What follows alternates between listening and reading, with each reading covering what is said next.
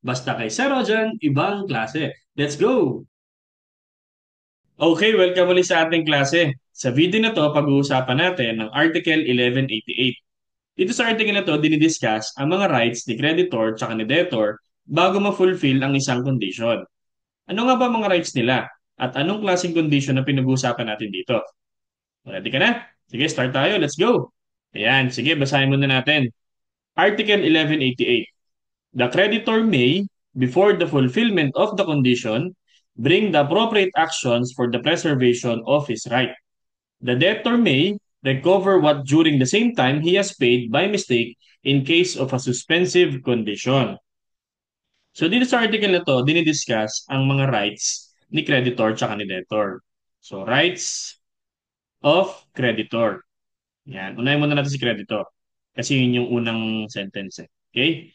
Ang ating kasing pinag-uusapan na condition dito is under ng suspensive condition.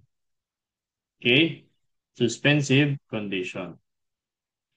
Sabi kasi daw, habang hindi pa na-fulfill yung condition, pwedeng, ang pwedeng gawin ni creditor is i-preserve niya yung kanyang right. Okay? So, bring appropriate actions for the preservation of his right. Ano bang ibig sabihin natin dito? Ano yung mga actions? Okay? So, yan. Discuss natin isa-isa yung mga actions na sinasabi dyan. So, number one, or letter A, file a court action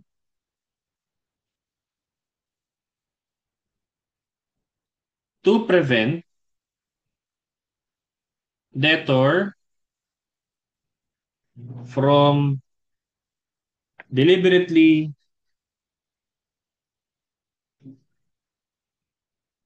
alienating, alienating, destroying, or concealing the property.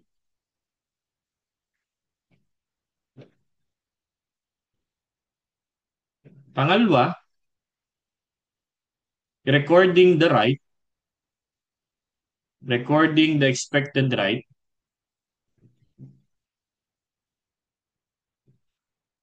with the register of deeds or registry to give notice to third persons. Yan. So ano yung sabihin niya? Kasi 'di ba, si debtor nangakong may ibibigay siya halimbawa kay creditor. Kapag si creditor ay may na-fulfill na condition. May condition basta yung obligation. Baka kasi ang mangyari habang hindi pa nangyayari yung kondisyon, sirain, wasuhin ni debtor yung object na bibigay niya kasi sasabihin ni debtor, ay hindi na rin naman sa akin to, mapupunta na rin naman to kay creditor. Might as well sirain ko na to, ipamigay ko, o kaya naman itago ko, okay? Wasuhin ko yung gamit. So, para maiwasan yun, si creditor, pwede niyang i-preserve yung right niya dun sa object of the obligation. Halimbawa, si A, nangakong ibibigay yung land niya kay B. Okay? Kapag itong si B, let's say parang pag nakapasa ng board exam. So pag naging CPA siya, ito yung condition. Okay? Yan. So si B, ang pwedeng gawin ni B, ipa-annotate niya yung kanyang right na ina-expect mula kay A sa Register of Deeds. Yun na yung annotation. So si B, ipapa-annotate niya tong land. Pag sinabing annotate, ipaparehistro niya yung lupa sa Registry of Deeds. Okay? Yan. Para malaman na meron siyang expected right doon sa title ng land na yan. Okay? Kasi itong si A, for example, binenta niya yung lupa kay C bago pa maging CPA si B, no? Dahil annotated yung title, dahil may expected right si B, pwede namang kunin ni C yung land, pero subject siya dun sa right ni B in case maging CPA siya. Kasi ano siya, protected si B. In case na nga deliberately i-alienate or i-destroy or i-conceal yung property. So ang gagawin talaga ni B dyan, ipa-annotate. para protected siya, ma-preserve niya yung karapatan niya habang hindi pa nasa kanya yan totally. Okay? Naka-preserve muna, registered yan sa Registry of Deeds para ma-expected, para inform or may notice ang third person at hindi nila pwedeng sabihin, hindi ko alam yan. Okay? Hindi pwedeng sabihin ng mga third person, ay hindi ko alam yan. Dahil registered na yan sa Registry of Deeds, it serves as notice to everyone na itong land ay subject sa right ni B in case na maging CPA siya. So, protected ngayon si B. Okay? Ayan. Ano pa? Pangatlong right, pwede siyang mag-ask ng security. Ask for security from the debtor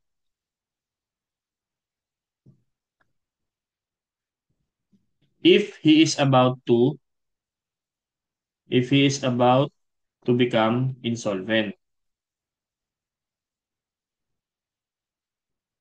Yan. Ano ibig sabihin yan?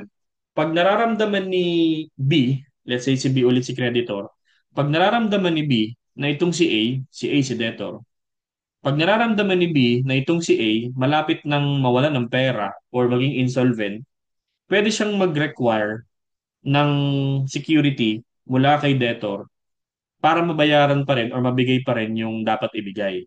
Okay? So, halimbawa ng mga security niya, mag-provide si debtor ng surety para dun sa debt. Kung may utang man, si A kay B. Okay? Ayan, halimbawa, A, sabi ni A, B, pag naging CPA ka, bigyan kitang 1 million.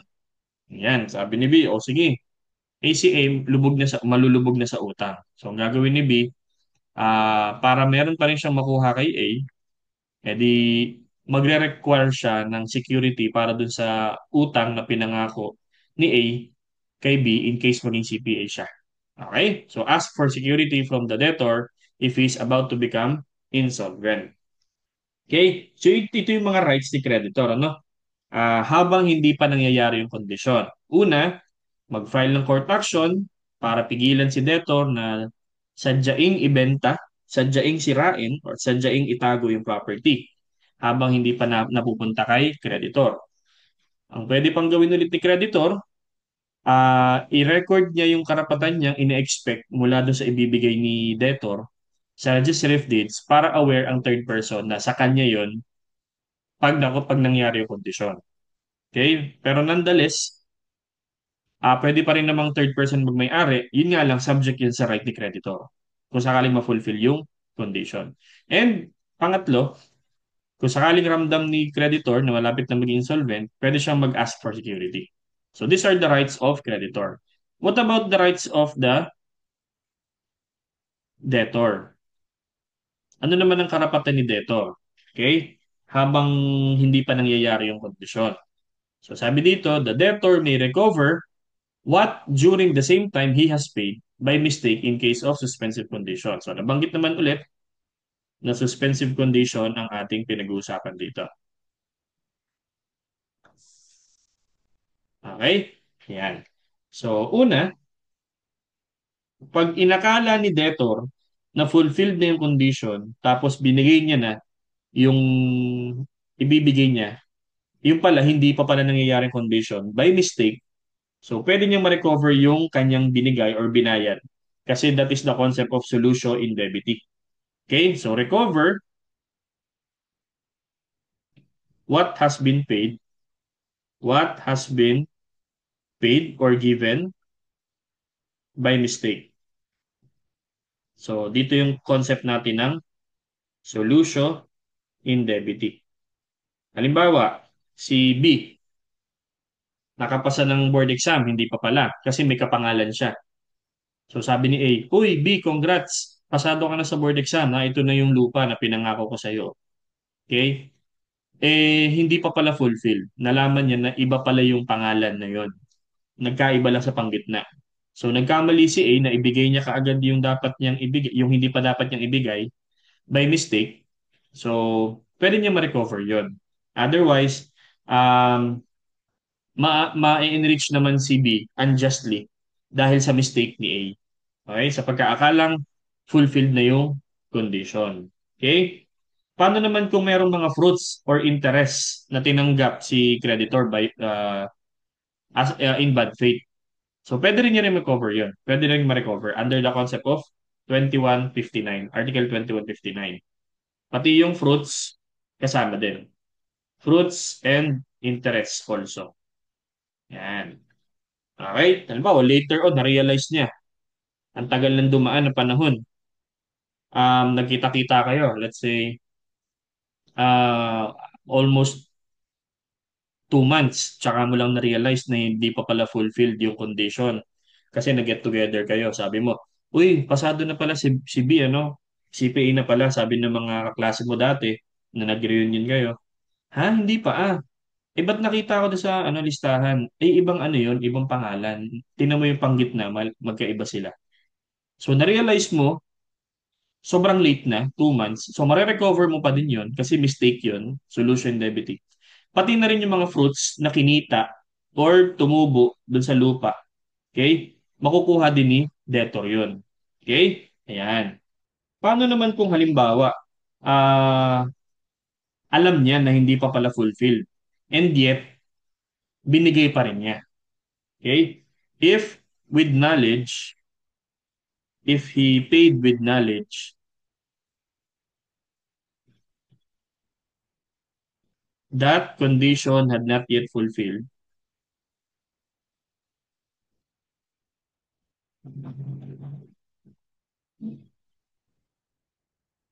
Okay? So may dalawang instance tayo dito.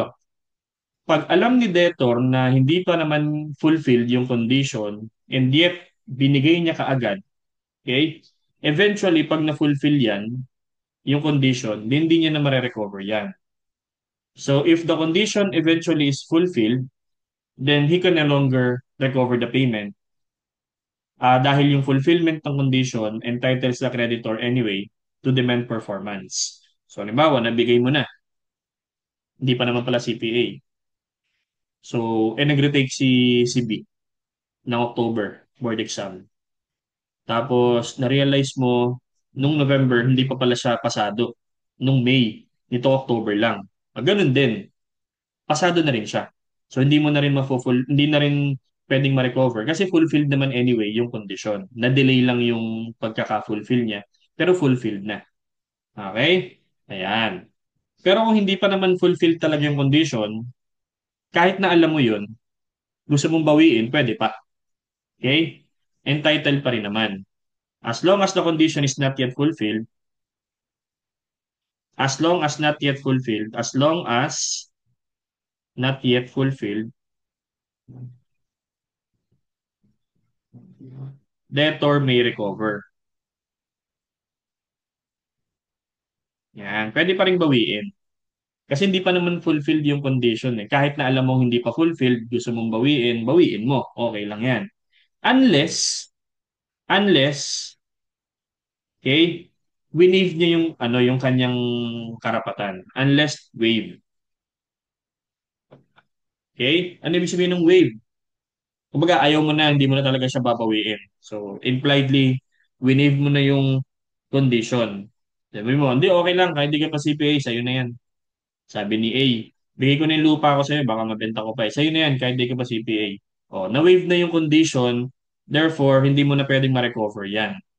Okay? Yung object, okay, alam mong hindi pa siya fulfilled, winave mo yung karapatan mo dun sa condition, di hindi mo na ma-recover yung object na nabigay mo sa kanya. Okay? Ayan. Again, kung si debtor nagbayad na may knowledge na hindi pa naman fulfilled or nangyayari yung condition, pwede pa rin naman niya ma-recover. Otherwise, unjust enrichment pa din ang lalabas dyan kay creditor. Okay? Hindi niya pwedeng sabihin ni creditor na, abay, kawasa ka, bayad ka ng bayad, hindi pa naman nangyayari yung condition. Akin na to. Sasabihin ni debtor, abay, hindi pwede. Okay? Kailangan ko ng pera, hindi pa naman nangyayari yung condition eh. Sasabihin ni creditor, oo nga, hindi pa nga nangyayari pero binayaran mo ako. Okay? Eh, hindi naman wini-waive yung karapatan. So, unjustly enriching si creditor. So, nanlalamang ngayon si creditor kay debtor, eh hindi pa naman talaga nangyayari yung condition kahit na may knowledge. So, debtor may still recover. Okay? So, Ito yung sinasabi sa 1188, mga karapatan ni creditor tsaka ni debtor bago pa mangyari yung kondisyon. So si creditor, pwede siyang mag-file ng court action para maiwasan si debtor na sirain or wasuhin yung object habang hindi pa napupunta sa kanya, or iparegister niya yung right niya kung sakaling lupa yan, okay? Para alam ng third person na kanya yan pag nangyari yung kondisyon. O kung halimbawa malapit nang maging insolvent si debtor, yan, pwede siya mag-ask for security. Si debtor naman, in case of mistake, nang nagbayad siya, hindi pa naman pala nangyayari ang kondisyon, solution debit yun, so pwede niya ma-recover. Kung sakaling alam niyang hindi pa nangyayari yung kondisyon, binigay niya pa rin, pwede pa rin naman ma-recover. Unless wini-waive niya yung kondisyon. Okay? So, yun. Hanggang dito na lang muna tayo. I hope meron ako na-impart sa inyong bagong learning. And ulitin mo lang yung lecture kung sakaling medyo meron kang part na hindi maintindihan. I'm sure magagets mo rin yan. So, yun. Lagi ko sinasabi sa inyo, mag-aral kayo mabuti, mag-ingat palagi, at laging tatandaan, ibang klase ka. Bye-bye!